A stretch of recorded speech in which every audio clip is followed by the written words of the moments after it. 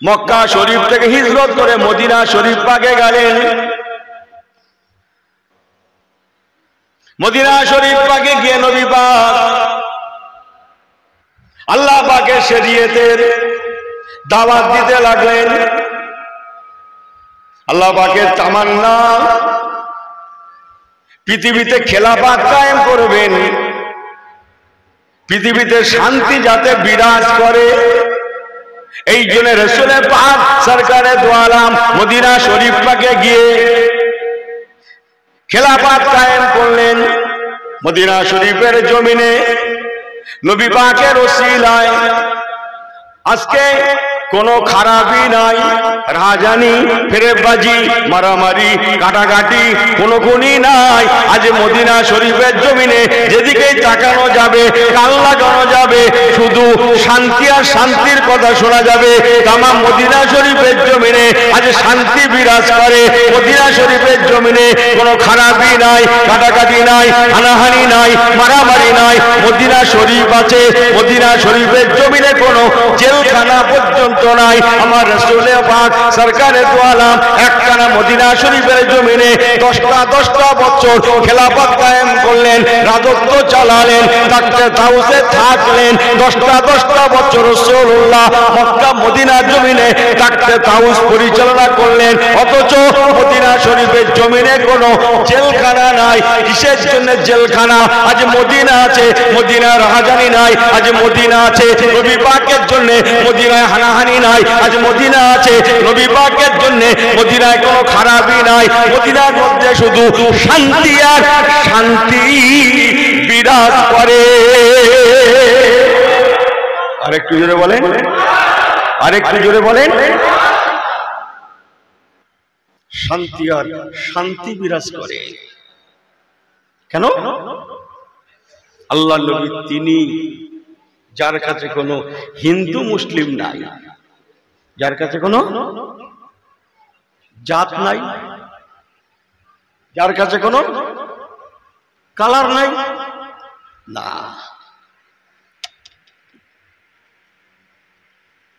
আমার রাসূল পাক সরকারে দু আলম সাল্লাল্লাহু আলাইহি ওয়াসাল্লামের উত্তম আদর্শে হিন্দু মুসলিম নাই, কোনো জাত পাত নাই, কোনো কাস্ট নাই। আমার নবী সকলের। যে আল্লাহ রসুল বলেছিলেন, বাবা আল্লাহর কোরআন খোলো, খোলো আল্লাহর কোরআন শরীফ খোলো। কোন জায়গায় লেখা আছে দেখাও। ওমা আরসালনাকা ইল্লা রাহমাতাল লিল মুমিনিন। কোন জায়গায় লেখা আছে দেখাও। যে আমার আল্লাহ বলছেন, আয় আমার হাবিব, আমি আল্লাহ কেবল মুমিনদের জন্য আপনাকে রহমত করে পাঠিয়েছি। বাবা দেখাও, আল্লাহর কোরআন খোলো। কোন জায়গায় লেখা আছে দেখাও। ওমা আরসালনাকা ইল্লা রাহমাতাল লিল মুসলিমিন। আমার আল্লাহ বলছেন কেবল মুসলিম সম্প্রদায়ের জন্য হাবিব আপনাকে রহমত করে পাঠানো হলো? না না না। কোন জায়গায় লেখা আছে দেখাও। ওমা আরসালনাকা ইল্লা রাহমাতাল লিল মুত্তাকিন। ওগো মুত্তাকি পরহেজগারেরা, আল্লাহওয়ালা গণেরা, কেবল তোমাদের জন্য আমার হাবিবকে আমি আল্লাহ রহমত করে পাঠিয়েছি? না, বরং আল্লাহ পাক বললেন, ওমা আরসালনাকা ইল্লা রাহমাতাল লিল আলামিন। জোরে বলে, আরেকটু জোরে বলে সুবহানাল্লাহ। आलमीन आलमीन सारे जहां के लिए, सबों के लिए, सब किस्मों के लिए अल्लाह पाकेर वाद मेरा पैगंबर रहमत आला भी होता है। जोरे बोलें अरे একটু জোরে। আল্লাহ পাক বলতে লাগলেন, দুনিয়ার মানুষেরা আমি আল্লাহ পাক আমার হাবিবকে সকলের জন্য, সর্বজাতের জন্য আমি আল্লাহ পাক আমার হাবিবকে রহমত করে পাঠিয়েছি। পার্টিকুলার আমার নবী কেবল মুমিনদের জন্য না, পার্টিকুলার কোন সম্প্রদায়ের জন্য নয়, বরং रहमत लिल आलमीन सारे जहां के लिए, सबों के लिए मेरा पैगंबर रहमत आला भी होता है। আর জোরে বলেন, সকলের জন্য। না না না না, কোন ক্লাসিফিকেশন, কোন শ্রেণী ভাগ নাই। কে রুটিওয়ালা, কে রিক্সাওয়ালা, কে ঠেলাওয়ালা, কে মুটে মজদুর, কে দিন মজুর, কে ক্ষেত মজুর, কে ডেলেবার, কে জমিদার। না না না না, বড় রাসূলুল্লাহর ওয়াজ, কুল্লু মুমিনিন ইখওয়াতুন, যে ইমানদার হবে সে তোমার ইমানের ভাই হয়ে গেল। জোরে বলুন না সুবহানাল্লাহ। কথা বোঝেন না? হ্যাঁ, সে তোমার ইমানের ভাই। কথা বুঝছেন? তাই বহির্বিশ্বে আমার কত মুসলমান ভাইয়েরা কত কষ্টের মধ্যে, গাজার মুসলমান ভাইগুলা, ছেলেরা কি তাদের করুণ পরিণতি আপনারা আমার থেকে অনেক বেশি ওয়াকিবল। কিছু করতে পারবো না, আল্লাহর কাছে দোয়া করতে অসুবিধা কোথায়? আল্লাহ আমাদের সবাইকে হেদায়েত দান করেন, বলুন আল্লাহুম্মা আমিন। সারা পৃথিবীতে জাতি ধর্ম বর্ণ নির্বিশেষে মিলেমিশে শান্তির সঙ্গে বসবাসের তৌফিক দান করেন, বলুন আল্লাহুম্মা আমিন। আমাদের মধ্যে ভ্রাতৃত্ব আল্লাহ দেন, বলুন আল্লাহুম্মা আমিন। দোষটা কোথায় আমার পেয়ারা ভাইরা? তাই 1 তারিখে হযরত ওমরে ফারুক রাদিয়াল্লাহু তাআলা আনহুকে রাসূলুল্লাহ সাহাবীরা আলোচনা সাপেক্ষে আম্মাজান আয়েশা সিদ্দিকা রাদিয়াল্লাহু তাআলা আনহার দরবারে পাঠিয়েছিলেন। আপনি একবার যান, হযরত ওমর ফারুক ওনাকে বলেন আপনি একবার যান, আল্লাহ রাসূলের আখলাক আদর্শ সম্পর্কে আম্মাজান আয়েশা সিদ্দিকা বড় সুন্দর বলতে পারবেন। আপনি একবার আম্মাজিদ থেকে রাসূলুল্লাহর আদর্শ আখলাক সম্পর্কে কিছু কথা শুনে আসুন। এই না জন্য হযরত আমিরুল মুমিনিন খলিফাতুল মুসলিমিন, পরে যিনি দ্বিতীয় খলিফা হয়েছিলেন হযরত ওমরে ফারুক রাদিয়াল্লাহু তাআলা আনহু, যে ওমরে ফারুকের শানে আল্লাহ নবী বলেছিলেন লাউ কানা বাদা নবিয়ান ফাওয়া ওমরুন, লাউ কানা বাদা নবিয়ান ফাওয়া ওমর। হুজুর বললেন আমার পরে যদি কেউ নবী হওয়ার হতো হযরত ওমর ফারুক হতো। তবে না না না, আনা খাতামান নবীন, আমি নবী, শেষ নবী, লা নবিয়া বাদি, আমার পরে কেউ নবী হবে না। তবে হ্যাঁ, যদি আল্লাহ কাউকে নবীত্ব দিতেন ফাও ওমর, হযরত ওমর নবী হতো। হযরত ওমরে ফারুক রাদিয়াল্লাহু তাআলা আনহু আমাদের আম্মাজান হযরত আয়েশা সিদ্দিকা রাদিয়াল্লাহু তাআলা দরবারে এসে বলেছিলেন আম্মাজান আমার রাসূলের পাক সম্পর্কে আপনি যথেষ্ট ওয়াকিবল, একবার কি আমার নবী পাক সাল্লাল্লাহু আলাইহি সাল্লামের আখলাক আদর্শ আমাদের ঘরে শোনাবেন? আমি নবী পাকের সাহাবায়ে কেরাম দিগের তরফ থেকে আপনার দরবারে আম্মাজান আমি রাসূলুল্লাহর আদর্শ সম্পর্কে দুটো কথা শুনতে এসেছি। এইটা সবাই খেয়াল আছে তো? আম্মাজান আয়েশা সিদ্দিকা রাদিয়াল্লাহু তাআলা আনহাকে যখন হযরত ওমরে ফারুক নবী পাকের আদর্শ সম্পর্কে জানতে চেয়েছিলেন, মা আমার বলেছিলেন ও বাবা ওমর, কি আর তোমাকে বলবো, এতটুকু শুনে নাও, তোমাদের নবী পাক কেমন জানো? উনি হচ্ছেন কানা খুলুকুল কোরআন, উনি হচ্ছেন জীবন্ত কোরআন। ও হযরত ওমর, বাবা ওমরে ফারুক, তবে শুনে নাও, আল্লাহ পাকের দুনিয়ায় প্রকাশ্য কোরআনকে দেখেছো, জীবন্ত কোরআনকে দেখো না। আমার নবী পাক হচ্ছেন জীবন্ত কোরআন।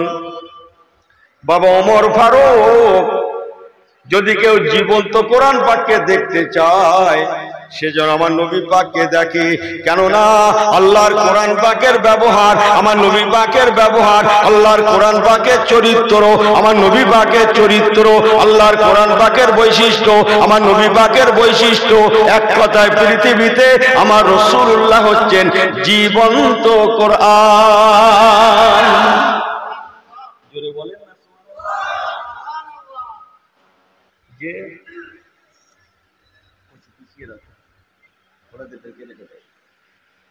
আমার পেয়ারা ভাইরা, তাহলে আমাদের আল্লাহ প্রদত্ত কোরআন শরীফ পাক আর আমাদের জীবন্ত কিতাব রসুলে পাক, জোরে বললেন না সুবহানাল্লাহ। একটা প্রকাশ্য কিতাব আর একটা জীবন্ত কিতাব। আল্লাহ, আমার পেয়ারা ভাইরা, তাই বিশ্ব মুসলিমের কর্তব্য হবে আল্লাহর কোরআন এবং নবী কামলিওয়ালাকে ফলো করা। আজকের বিশ্ব মুসলিম চরম নির্যাতিত শিকার, হেনস্থার শিকার, লাঞ্ছিতর শিকার। এ মুসলমানের আজ হলোটা কি?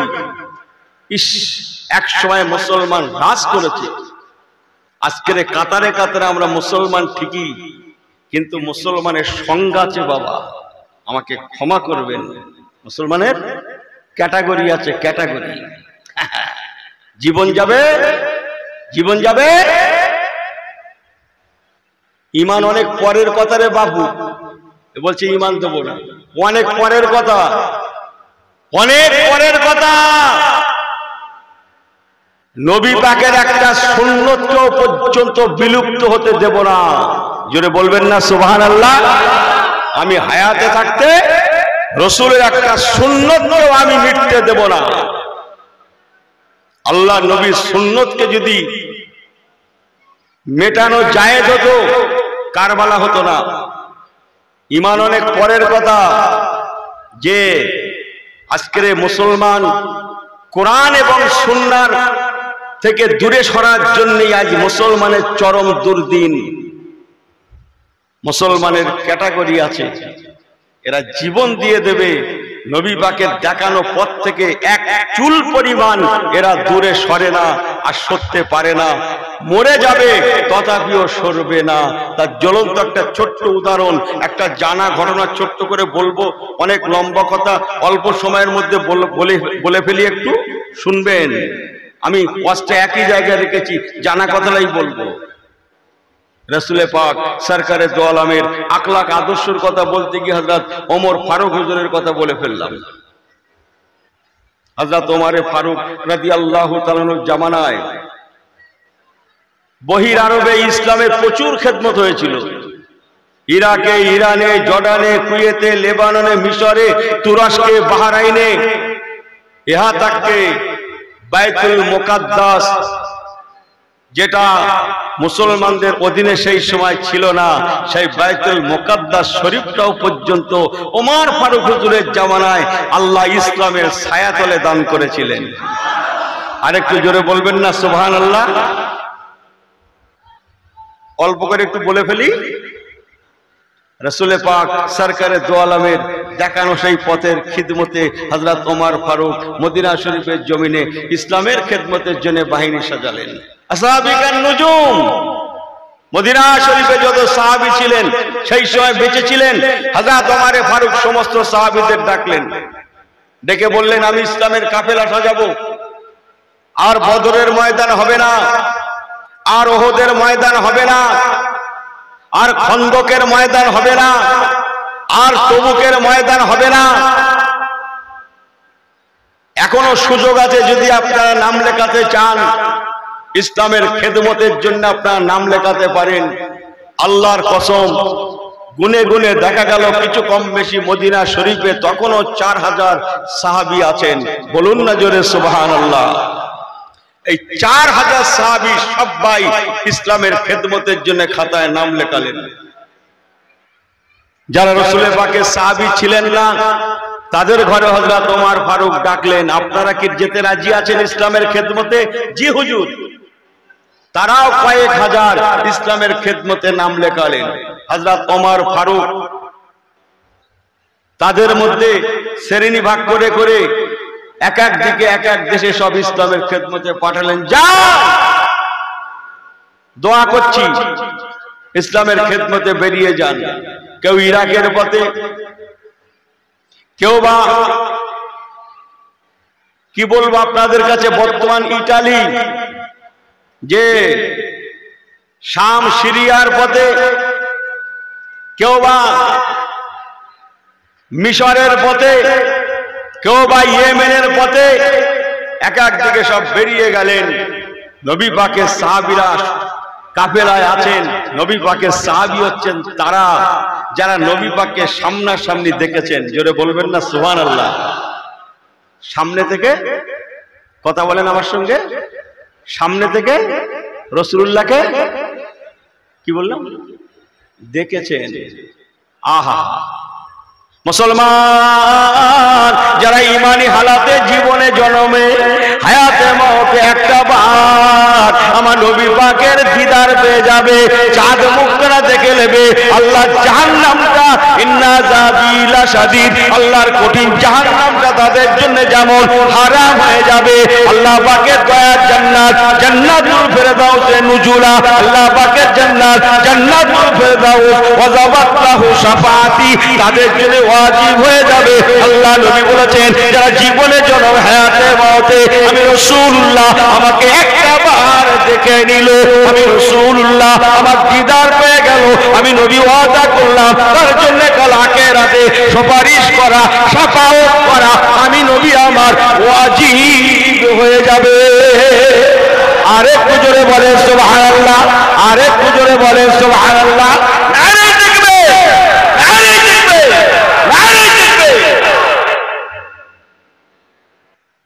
সাহাবীরা সব পারতেন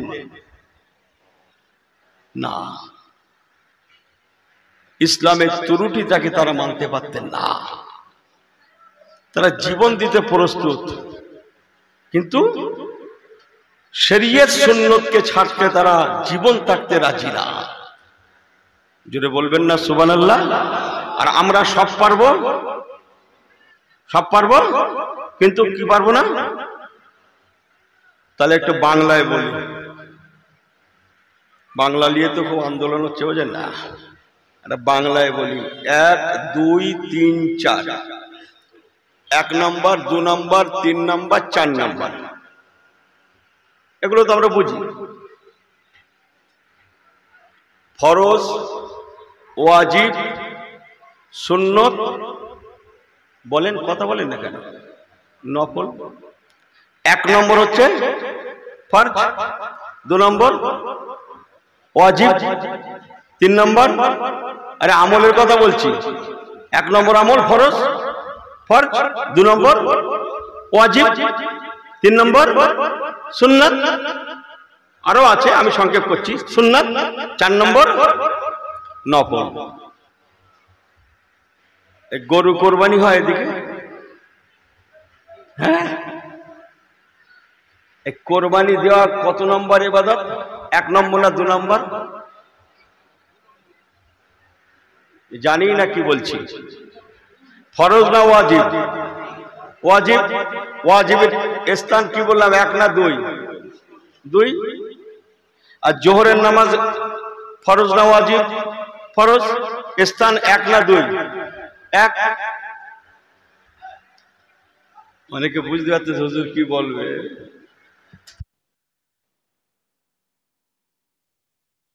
কখন? দুপুরবেলা না বৈকালে, সন্ধ্যায়? তাহলে 2 নম্বর ইবাদত ওয়াজিব, কোরবানি দেওয়া ওয়াজিব। ইন্না সলাতি ওয়া নুসুকি, কোরবানি দেওয়া ওয়াজিব, 2 নম্বর ইবাদত। এই 2 নম্বর ইবাদত আদায় করতে গিয়ে, গরু কিনতে গিয়ে জোর, তারপরে আসর, সেই দাম নিয়ে ঠেলাঠেলি করতে করতে আসর হয়ে গেছে, কেটে গেছে। গরু কেনা হয়েছে, সে গরু তো ভাই আসে না, ঠেলে ঠেলে আনতে গিয়ে সে কখন মগরিব শেষ। এই কথা বোঝেন কিছু? সে ভাই বাড়ি আসতে আসতে অনেক রাত, মাথা গরম, শরীরের কষ্ট, মনে মনে এসব শেষ। হাত পা ধুয়ে শুয়ে পড়ছে। তাহলে 2 নম্বর ইবাদত আদায় করতে গিয়ে কটা 1 নম্বর শেষ ভাই? কটা? আপনারা জানেন না, আরো জানেন। যে আমি সবাইকে বলছি না, কিন্তু আরিশ সর্বনাশ, আমলের কালার কি? এক ওয়াজিব আদায় করতে গিয়ে এর জোহর গেল, এর আসর গেল, এর মাগরিব গেল, এর এশাও গেল।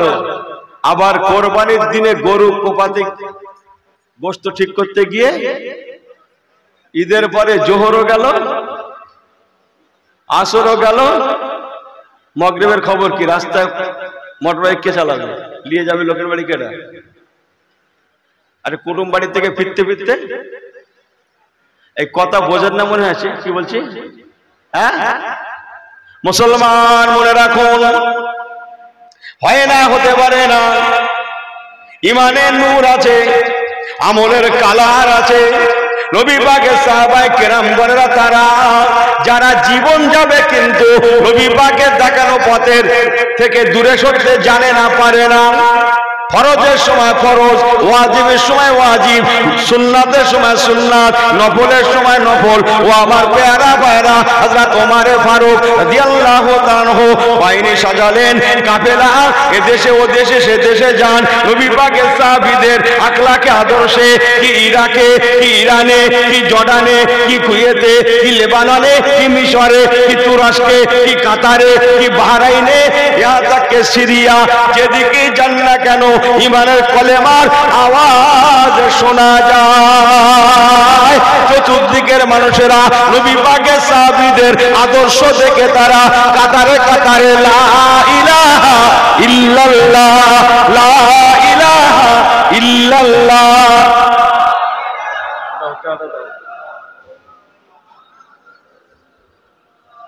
যেদিকে তাকানো যায়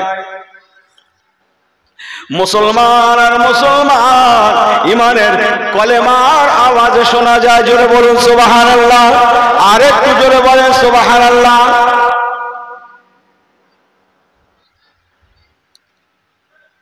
বাইতুল মুকাদ্দাস তখনও ইহুদি খ্রিস্টানদের দখলে, নাসারাদের দখলে, কথা বুঝছেন, ওদের দখলে। চতুর্দিকে কলেমার দাওয়াত দিয়ে দিয়ে রাসূলুল্লাহর একদল সাহাবী মসজিদে আকসা শরীফে ইসলামের দাওয়াত নিয়ে গেলেন। একটু বলবো তো, যিনি মেন পুরোহিত ছিলেন, ধর্মযাজক ছিলেন, নামটা লিখে নেন, তার নাম হচ্ছে জালমুস। রাসূলুল্লাহর সাহাবীদের কাফেলা দেখে লক্ষ্য করে বললেন, আপনাদের কাফেলার হেড অফ দ্য ডিপার্টমেন্ট কে? একজন সাহাবীকে দেখিয়ে দিলেন, তেনার নাম হযরত আবু ওবায়দা ইবনুল জাররাহ রাদিয়াল্লাহু তাআলা। হযরত ওমর ফারুক ওনাকে commander in chief, soldier in chief করে পাঠিয়েছিলেন। আবু ওবায়দা ইবনুল জাররাহকে জালমুস ডাকলেন, আপনারা ইসলামের দাওয়াত নিয়ে এসেছেন মদিনা থেকে? বলে হ্যাঁ। আপনি commander in chief, soldier in chief? বলে হ্যাঁ। ওনাকে বললেন, আপনার উপরে আপনাদের সর্বশেষ সর্বশ্রেষ্ঠ প্রধান নেতা কে, আর তার নামটাই বা কি? হযরত আবু ওবায়দা ইবনুল জাররাহ বললেন, তেনার নাম হযরত ওমর ফারুক রাদিয়াল্লাহু তাআলা আনহু। জোরে বলেন। তিনি মদিনার জমিনে আছেন। চেইনা বলা জালমুস সঙ্গে সঙ্গে মন্তব্য করেছিলেন, কি নাম বললেন? বলে হযরত ওমর ফারুক। আচ্ছা, ও আচ্ছা, ওনার নাম তো শুনেছি, ওনার নাম তো শুনেছি। শোনেন, আমাদের সঙ্গে জিহাদ করতে হবে না। আমি শুনেছি চতুর্দিকে ইসলাম পৌঁছে গেছে। বাইতুল মুকাদ্দাস শরীফের চাবি আমি তুলে দেব স্বইচ্ছায়, কোনো জিহাদ করার লাগবে না। তবে আমার একটা শর্ত, আপনাদের খলিফা হযরত ওমর ফারুককে আসতে হবে। যে হযরত আবু ওবায়দা ইবনুল জাররাহ রাদিয়াল্লাহু তাআলা চিঠি লিখলেন মদিনা শরীফে, আমিরুল মুমিনিন খলিফাতুল মুসলিমিন, যদি আপনি একবার বাইতুল মুকাদ্দাস শরীফে আসতেন, কতই না ভালো হতো মসজিদ আকসা শরীফ স্বেচ্ছায় আমাদের কাছে চলে আসতো। একবার কি মদিনা শরীফ থেকে আসবেন নাকি? চিঠিটা মদিনা শরীফে চলে আসলো। বাদা সালাতুল গাদাতে ফজরের নামাজের পরে হযরত ওমর ফারুক হুজুর দরবার সাহাবায়ে রাসূলুল্লাহ সাহাবী দিল্লি বসে ওয়াজ নসিহত করছেন। ঠিক এমন সময় কাছে পিয়ন গিয়ে চিঠিটা পৌঁছে দিলেন। হুজুর আপনার চিঠি। দেখি দেখি। চিঠিটা পড়লেন। সঙ্গে সঙ্গে মাহফিল বন্ধ করে দিয়ে খাস খাস সাহাবীরা যারা মদিনায় ছিলেন, হযরত আলীল মুর্তজা ছিলেন, হযরত ওসমান বিন নুরাইন ছিলেন, আরো অনেক বড় বড় সাহাবীরা ছিলেন, সবাইকে ডেকে আলোচনা করতে লাগলেন এই ব্যাপার। সংক্ষেপ বলছি, উনি শেষ সিদ্ধান্ত উপনীত হলেন আমি মসজিদ আকসা শরীফে যাব। বলুন না জোরে সুবহানাল্লাহ। সবাই বলেন হুজুর আমরা আপনার সঙ্গী হব, আমরা আপনার সঙ্গী হব। উনি বললেন হেফাজতের মালিক কে? আল্লাহ নয়? হেফাজতের মালিক কে? আল্লাহ নয়? ওয়াকানা হাক্কান আলাইনা নাসরুল মুমিনিন।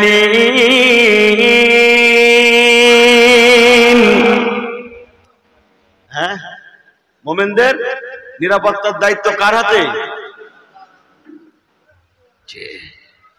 কারো লাগবে না, আমি একা যাব। খুব বেশি বেশি আমার বাড়ির গোলামটাকে আমি সঙ্গে নিতে পারি। সবাই বারণ করছেন। দেখেন আমি ইসলাম মেনেছি, মানার মতো মেনেছি। আল্লাহর কোরআন ওয়াদা করেছে, আল্লাহ ওয়াদা করেছে, রাসূলুল্লাহ ওয়াদা করেছে। অতএব জানমালের দায়িত্ব আমার আল্লাহর কুদরতি হাতে। আমি ওমরের একটা পশমকেও জগৎ বাঁকাতে পারে না আর পারবে না। বলুন না জোরে সুবহানাল্লাহ। আল্লাহর ওয়াদা ওয়ালা তাহিনু ওয়ালা তাহজানু ওয়া আনতুমুল আলাউনা ইন কুনতুম মুমিনিন। তোমরা কমপ্লিট মুমিন হও, বাকিটা আমি আল্লাহ বুঝে নেব, তোমাদেরকে বুঝে দেব। জগৎ দুশমন হলেও আমি আল্লাহ তোমাদের বন্ধু হয়ে যাব। তোমরা হেয় প্রতিপন্ন, লাঞ্ছিত, পদদলিত, নিষ্পেষিত হবে না। যেটায় যাও না কেন আমি আল্লাহই তোমাদের জয়ের পতাকা আর জয়ের পতাকা দান করব। কারো লাগবে না, আমার গোলামটা যাবে। গোলামকে ডেকে বলে দেখো তোমার সঙ্গে আমার চুক্তি শর্তনামা, তুমি আর আমি দুজনে যাব। তুমি আর আমি দুজনে যাব। এই ১,৫০০ মাইল মতো রাস্তা, ১,৫০০ কিলোমিটার মতো রাস্তা আমরা দুজনে যাব। শর্ত, দীর্ঘ রাস্তা যাওয়ার জন্য একটা উট নেব, উট। শর্ত করছি তোমার সঙ্গে, গোলামকে বলছে তুমি আমার কেনা গোলাম হতে পারো। তোমার সঙ্গে আমি ওমর শর্ত করছি, আমি ওমর ঘোড়া উটের পিঠে কিছুক্ষণ চড়ে চড়ে যাব। তুমি আমার উটের লাগামটা টেনে টেনে নিয়ে যাবে। কিছু দূর যাওয়ার পরে আমি উটের পিঠ থেকে নামবো, তুমি উটের পিঠে চড়ে বসবে, আমি তোমার উটের লাগাম ধরে টেনে টেনে নিয়ে যাব। গোলাম বলেন হুজুর আমিরুল মুমিনিন আপনি কেমন করে কথাটা বলছেন? আপনি অর্ধ বিশ্বের খলিফা। হুজুর আপনি উটের লাগাম ধরে টেনে টেনে নিয়ে যাবেন? বলে দেখো আমি শেষ কথা বলি, আমি কিছুক্ষণ উটের পিঠে চলে যাব, তোমার হাতে থাকবে উটের লাগাম। তারপরে তুমি কিছুক্ষণ উটের পিঠে চলে যাবে। আমি হতে পারি অর্ধ বিশ্বের খলিফা। আমি নবী কামলিওয়ালার থেকে যা শিখেছি তাই বলছি, যা দেখেছি তাই বলছি। তুমি আমার ইমানদার ভাই, তুমি আমার গোলাম। তো কি আছে, আমার নবী এমন একজন নবী যার কাছে কে রুটিওয়ালা, কে রিকশাওয়ালা, কে ঠেলাওয়ালা ওসব ছিল না। আমার নবী পাকের কাছে ছিল যে মসজিদে আগে যাবে সে আগের কাতারে দাঁড়াবে, যে পরে যাবে সে পরের কাতারে দাঁড়াবে। আগের লোকটা হতে পারে রুটিওয়ালা, রিকশাওয়ালা, তথাপিও লোকটা আগে যাওয়ার জন্য আগের কাতারেই দাঁড়াবে। এর নাম হচ্ছে ইসলাম। বলুন না জোরে সুবহানাল্লাহ।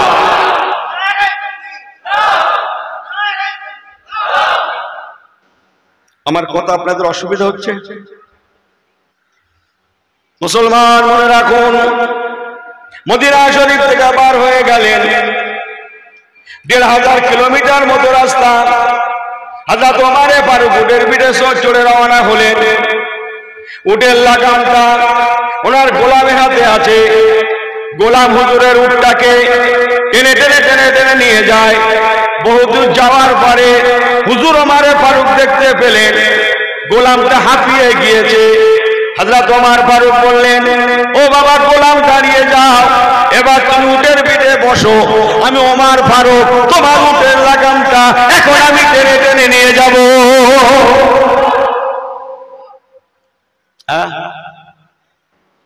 আমি রাষ্ট্রপ্রধানের কথা বলছি, বলো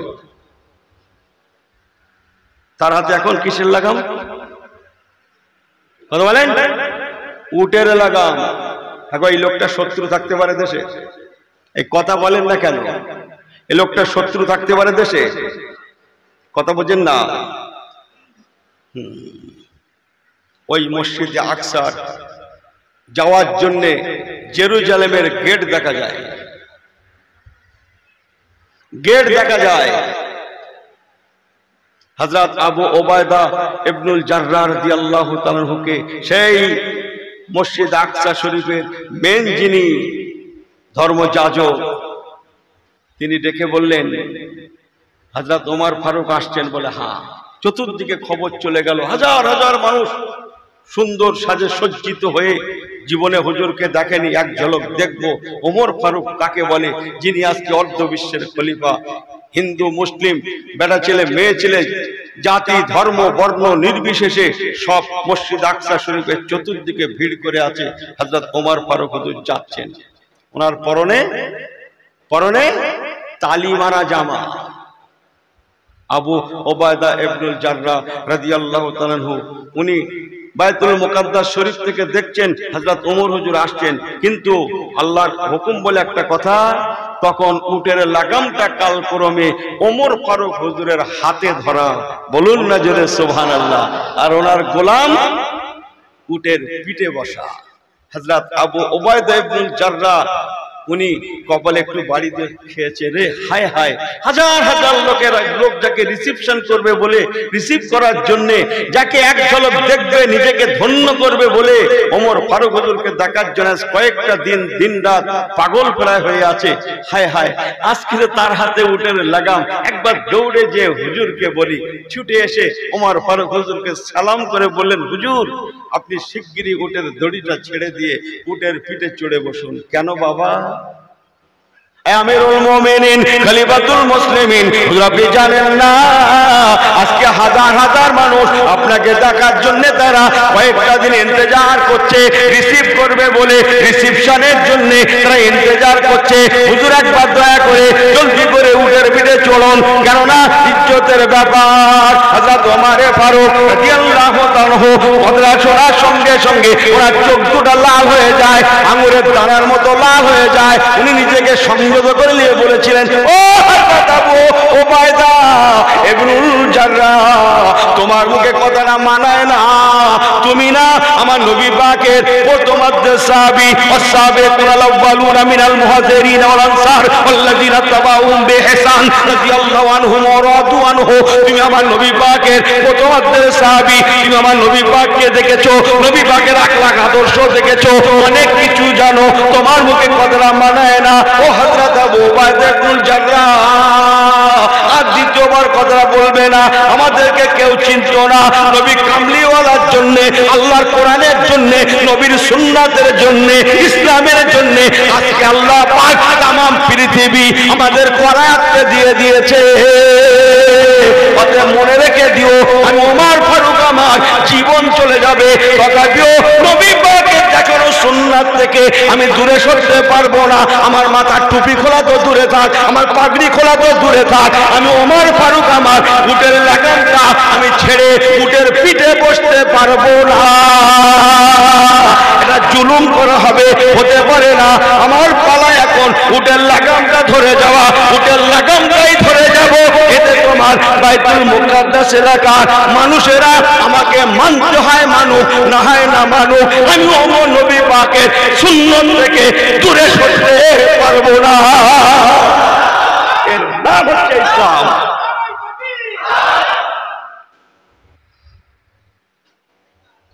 এই থাম্বেল ঘোরাবে না, কিন্তু তোমরা যারা ইউটিউবার আছো ঘোরাবে না। আমি প্রথম কথা শুনে নাও, বলছি তোমাদের ঘরে ভালোবাসি, তোমাদের জন্য দোয়া করি।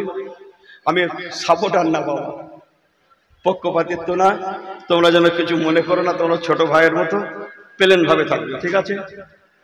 কারুরটা কারুর ঘাড়ে যেন চড়াবে না, ঠিক আছে বাপ? মাথায় এলো?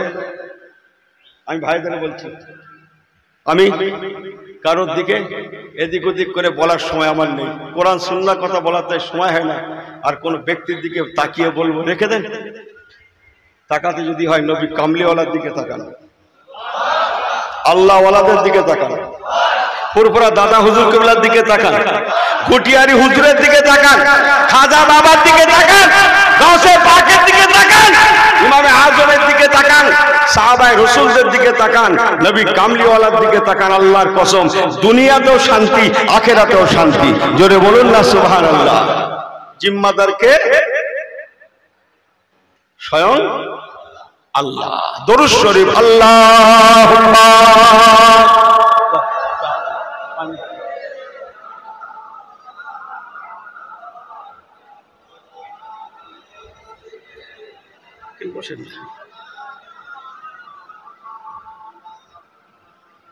আরেকটু জোরে আল্লাহুম্মা সাল্লি আলা।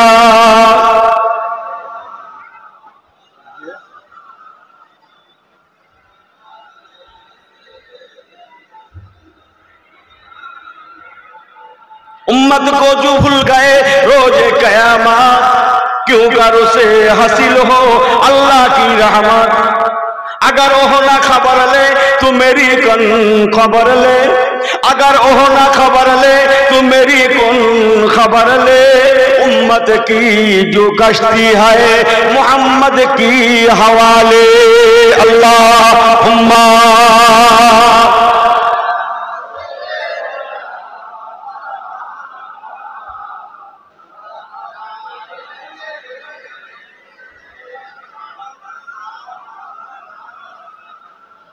আমার কথা কি আপনাদের কষ্ট দিচ্ছে? একটু একটু বুঝে আসছে যে ফরজ যায় যাক, জোহর যায় যাক, আসর যায় যায়, মাগরিব যায় যাক, কোরবানির গরু নিয়ে বাড়ি ফিরবে। এই কথা বুঝেননি মনে হয়? হ্যাঁ, তাড়াতাড়ি করে গোশত করবে বাবু, জোহর আসর যায় যাক দিয়ে অন্তত প্রথম গোশত দিয়ে খাবো। এই কথা বুঝছেন না কি বলছি? আমাকে ক্ষমা করবেন। হ্যাঁ জি, আমি একটা ছোট্ট করে বলে ফেললাম। কোথায় আছেন আপনি? হ্যাঁ, সব পারি আমরা, সব পারি। প্রয়োজনে কাঁসাও মারতে পারি, কাঁসা ছেড়েও দিতে পারি। আস্তাগফিরুল্লাহ রব্বি। হযরত ওমর বললেন, ওমর ফারুক হুজুর বললেন, রেখে দাও তোমার ইজ্জত। ইজ্জত কার হাতে? অত ইজ্জু মান তাশা ওয়া তুজিল্লু মান তাশা বিয়াদিকাল খায়র ইন্নাকা আলা কুল্লি শাইইন কাদির।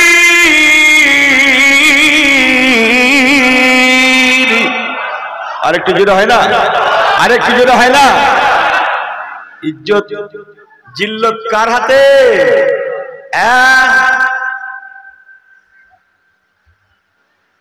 কথা বুঝছেন? আল্লাহ। হযরত ওমর ফারুক রাদিয়াল্লাহু তাআলা উটের লাগামটা ছাড়লেন না। হযরত আবু উবাইদা ইবনে জাররাহ রাদিয়াল্লাহু তাআলাকে বললেন, আমিরুল মুমিনিন, আমি আপনার জন্য সুন্দর এক সেট জামা পায়জামা এনে রেখেছি, একবার যদি পরে নিতেন। হযরত ওমর ফারুক রাদিয়াল্লাহু তাআলা বলেছিলেন, ও আবু উবাইদা ইবনে জাররাহ, আমি ওমর ফারুক এই পোশাক পরে আমার আল্লাহর ঘরে দাঁড়িয়ে আল্লাহর সম্মুখে ইবাদত দাঁড়িয়ে যায়। জোরে বলুন সুবহানাল্লাহ। আল্লাহর সম্মুখে দাঁড়িয়ে আমি ওমর ফারুক আল্লাহর নামাজ পড়ি, আল্লাহর ইবাদত করি। যে পোশাকে আল্লাহর সম্মুখে দাঁড়ানো যায়, যে পোশাকে আল্লাহর ঘরে যাওয়া যায়, সেই পোশাকে কেন মানুষের সম্মুখে যাওয়া যাবে না? রেখে দাও তোমার নতুন পোশাক। মনে রেখো, যে পোশাক আল্লাহর সম্মুখে নিয়ে যাওয়া যায় সেই পোশাক আমার কাছে যথেষ্ট। ইজ্জত জিল্লতের মালিক আল্লাহ। তোমার এলাকার ইজ্জত বাঁচানোর জন্য আমি ওমর আমার পোশাকটাকে আমি পরিবর্তন করতে পারবো না। আপনাদের ধৈর্য আছে তো? সবাই শুনছেন? একটু একটু ঘুমোচ্ছেন? হ্যাঁ, সবাই শুনছেন? কারা কারা শুনছেন না হাত তুলেন তো। এই দেখেন, রাত হয়েছে, একটু একটু রাত হয়েছে, বুঝেন না? এই আমার দিকে ফেরেন, মাতামতি গেল নাকি? নারে তাকবীর। আর একটু জোরে বলেন নারে তাকবীর। এটা ইশকের ব্যাপার, আমিও জানি, ওটা দোষের নয়। আমি হলে হাত পা দুটোই তুলে দিতুম, তাহলে সব বিলকুল সহি হয়, তো সব ঠিক হয়। আমার কথা আপনারা কষ্ট নিচ্ছেন? কথা থেকে কিছু শিখবার আছে, নেওয়ার আছে। হযরত ওমর ফারুক না পোশাক পরিবর্তন করলেন, না উটের লাগামটাকে ছাড়লেন। বলুন না চিল্লে সুবহানাল্লাহ। সংক্ষেপ করছি, হাজার হাজার মানুষ যেখানে দাঁড়িয়ে আছেন, ইন্তজার করছেন, হুজুরকে রিসিভ করবে বলে অপেক্ষা করছেন, পৌঁছে গেলেন। তাদের বিশ্বাসে কুলায় না হযরত ওমর ফারুককে। আবু উবাইদা ইবনুল জাররাহ উনি জালমুশকে বললেন, জেনার হাতে উটের লাগাম দেখছেন, ইনি হচ্ছেন হযরত ওমর। কেন কথাটা বললেন? সবাই ভাবলেন যিনি উটের পিঠে বসে আছেন নিশ্চয়ই ইনি ওমর ফারুক হবেন। এই না মনে করে উটের পিঠে বসা গোলামকে সবাই ইহুদিরা এই আমার হাতের দিকে ফেরো কি করছে? কথা বোঝেন না? স্যালুট কিয়া যাতা হয়, যিনি উটের পিঠে বসে আছেন নিশ্চয়ই ইনি ওমর ফারুক হবেন। আবু উবাইদা ইবনুল জাররাহ বললেন, ও ইহুদি দাদারা, ভাইয়েরা, না, বরং যার হাতে উটের লাগাম দেখছেন উনি আমাদের আমিরুল মুমিনিন। আর একটু জোরে। মানুষ চোখ রগড়াতে লাগে, কি দেখছি? দিনের ভাগে স্বপ্ন দেখছি, দিবা স্বপ্ন দেখছি নাকি? আহা, আজকের আমার ঘরের ছেলেগুলো, আমার ঘরের মেয়েরা, আমরা ইসলাম থেকে কত দূরে একবার দেখুন। যখন তখন যা ইচ্ছা তাই করছি, এই মসজিদে তো এই মেলাতে। কথা বুঝছেন না?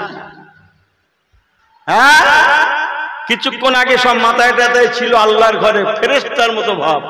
কিছুক্ষণের মধ্যে চেনাই মুশকিল এ কি। কথা বুঝছেন না? মুসলমান ভালো করে শুনে নেন, ইহুদি নাসারা দলেরা যখন জেনে গেলেন যার হাতে উটের লাগাম আছে উনি হচ্ছেন আমিরুল মুমিনিন, সবাই ওনাকে দেখে বলা কয়া করতে লাগেন, এ কি দেখছি? এই যদি হয় ইসলামের আদর্শ। এবার দেখুন আল্লাহ পাকের মদদ তাকে বলে, ওয়াকানা হাক্কান আলাইনা নাসরুল মুমিনিন। আল্লাহর মদদ ওখানেও কেমন করে আসে? অন্তরের মালিক হচ্ছেন আল্লাহ। ইন্নাহু আলিমুম বিযাতিস সুদূর।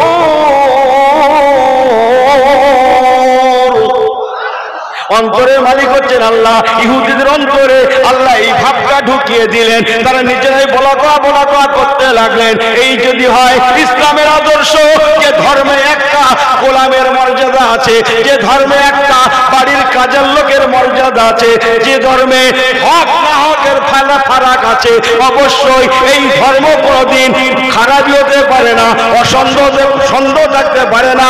নিঃসন্দেহে ইন্নাদ দীনা ইনদাল্লাহিল ইসলাম, আল্লাহর মনোনীত ধর্ম সত্য ধর্ম, এতে কোনো সন্দেহ নেই। নিজেরা বলা করতে করতে সবাই যে যার মতো হাত বাড়িয়ে দিয়ে বলতে লাগে, আমিরুল মুমিনিন, খলিফাতুল মুসলিমিন। আমাদের জ্ঞানের বাইরে, আমাদের বুঝের বাইরে, আমাদের এলেমের বাইরে, এই এলেম আমাদের জানা ছিল ছিল না, সত্যি হচ্ছে আপনি মহান আদর্শবান একজন খলিফা। কি দেখলাম, কি ভেবেছিলাম, কি আশা করেছিলাম, আর কি দেখলাম। হয় না, হবে না, হতে পারে না। ইসলামের মধ্যে এত সুন্দর আদর্শ লুকিয়ে আছে। এই যদি হয় আপনার আদর্শ, জানি আপনাদের নবী জনাবে মুহাম্মদ রাসূলুল্লাহ সাল্লাল্লাহু আলাইহি সাল্লাম না জানি কতই না মহান আদর্শবান ছিলেন। হযরত ওমর ফারুক, আমরা বড্ড দেরি করে ফেলেছি, আমাদেরকে আপনি ঈমানের কলেমা পড়িয়ে মুসলমান করিয়ে দেন। আমরা দেখে নিলাম ইসলাম কিসকো বলা जाता है। আরেকটু জোরে, সচক্ষে দেখে নিলাম ইসলাম কাকে বলে। জোরে বলবেন না সুবহানাল্লাহ। কি হওয়ার দরকার ছিল আর কি হয়ে গেল, কি হওয়ার কথা ছিল আর কি হয়ে গেল। আবু উবাইদা ইবনুল জাররাহ ভাবলেন হায় হায় ইজ্জত শেষ, কিন্তু হয়ে গেল কি, সকলের মধ্যে ইসলামের একটা ভালোবাসা জন্মে গেল, সকলে কলেমা পড়ে মুসলমান হয়ে গেলেন। একটু জোরে বলবেন নাকি? ওয়াজটাকে আরেকটু বাড়িয়ে দেব, আপনাদের হাতে সময় আছে। এই হ্যাঁ হো করো না কেন ছেলেগুলো, আরেকটু ওয়াজটা বাড়াবো। একটু জোরে জোরে কালমা লা ইলাহা ইল্লাল্লাহ।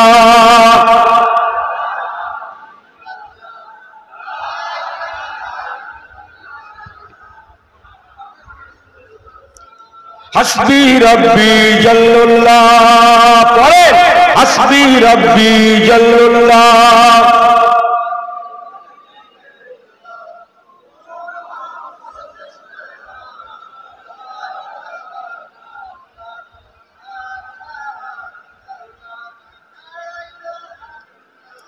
মুহাম্মাদুর রাসূলুল্লাহ।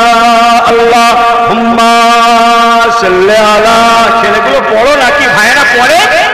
সাইয়্যিদিনা ওয়া আলা আলি।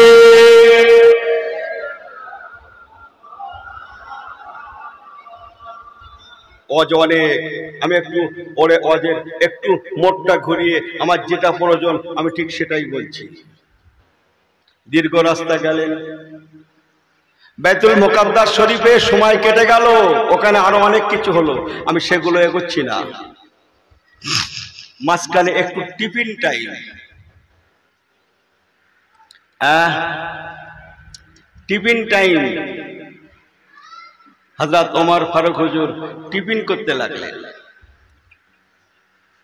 টিফিন করতে গিয়ে খাদ্যের দুটো একটা দানা চতুর্দিকে ছড়িয়ে যায়, দস্তরখানায় পড়ে। হুজুর উঠিয়ে উঠিয়ে খাচ্ছেন। হুজুর এখানের নিয়ম নেই, খেতে নেই। কি বললে? আমি রাসূলুল্লাহকে চর্ম চক্ষে দেখেছি, হুজুর দস্তরখান থেকে উঠিয়ে উঠিয়ে খেতেন। তুমি ভাবলে কি করে? তোমার এলাকার কৃষ্টি কালচার, তোমার এলাকার সংস্কৃতি রক্ষা করতে গিয়ে আমি ওমর ইসলাম থেকে দূরে সরব, তুমি ভাবলে কি করে? মনে রেখো, আমার জীবন চলে যাবে, নবী কামলিওয়ালার দেখানো শেখানো পথ থেকে আমি এক চুল পরিমাণ বিচ্যুত হতে পারছি না, আর পারবো না। আমার জীবন দেব, কিন্তু নবী কামলিওয়ালার সুন্নতকে আমি মিটতে দেব না। সুবহানাল্লাহ বলবেন না? আরেকটু জোরে বলবেন না?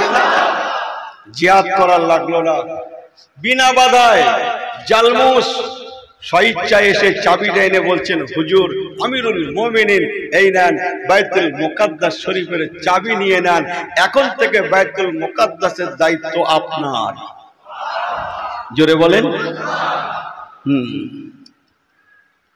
আপনার। ইসলাম এগিয়ে চললো, মিশর পর্যন্ত চলে গেল।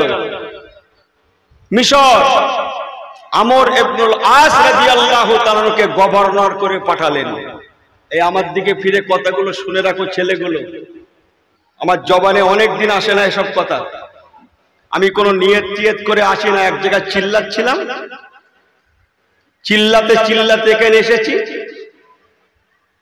এসি মাইকটা ধরেছি। কথা বুঝছেন? জি, মিশর রাসূলুল্লাহর একজন জবরদস্ত সাহাবী আমর ইবনুল আস রাদিয়াল্লাহু তাআলাকে হযরত ওমর ফারুক মিশরের স্টেট গভর্নরের দায়িত্ব দিলেন, বাবা তুমি মিশরের স্টেট গভর্নর। শুনেছেন কিনা জীবনে কখনো আমি জানিনি, লিয়ে রাখেন, দেগঙ্গা হুজুর শোনা কথা বলে না, মনে রেখো বাবা, যেমনটা দেখেছি তেমনটা বলছি। মিশরে তখন ইসলাম নতুন নতুন, নাসারা খ্রিস্টান, বিশেষ বিশেষ জায়গায় সব বড় বড় যিশু খ্রিস্টের মূর্তি। এক রাজপথের ধারে বিরাট একটা সুন্দর মেন জায়গায় রাজপথের ধারে বিরাট বড় আকারের একটা মূর্তি বানানো আছে যিশু খ্রিস্টের, যে বিরাট মূর্তি। ইসলাম কারো ধর্মে আঘাত করতে জানে না, সবাইকে মর্যাদা দেয়, সবাইকে মূল্য দিতে জানে। এখন এক পাখি শিকারী, সে পাখি শিকার করতে বেরিয়েছে, তার যা কাজ, একটা পাখিকে সে টার্গেট করেছে, যেভাবেই হোক পাখিটা উড়ে এসে বসবি তো বস সেই মূর্তির, বড় আকারের মূর্তি তো, নাকটাও বড়, নাকের মাথায় বসেছে। আর এ নেশায় বুধ হয়ে আছে তো শিকারের জন্য, তীর নিয়ে পাখিকে মেরেছে। মারতে গিয়ে পাখির সঙ্গে এর নাকটাও ভেঙে গেছে। খুব ভালো করে শুনেলেন ইসলাম কাকে বলে, নাকটাও ভেঙে গেছে। অবশ্যই খারাপ, অন্যায়, এটা কেউ জানে না।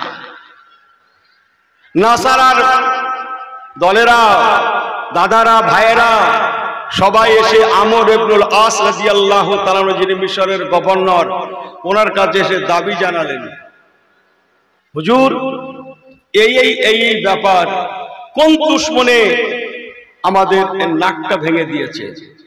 হ্যাঁ, হুজুর বললেন, আমর ইবনুল আস বললেন, আমি সুন্দর করে আবার ওটাকে বানিয়ে দিচ্ছি। ওনারা বললেন, না, মানব না। আমি খুব সংক্ষেপ বলছি। হুজুর তখন বললেন, ঠিক আছে, নতুন করে আবার একটা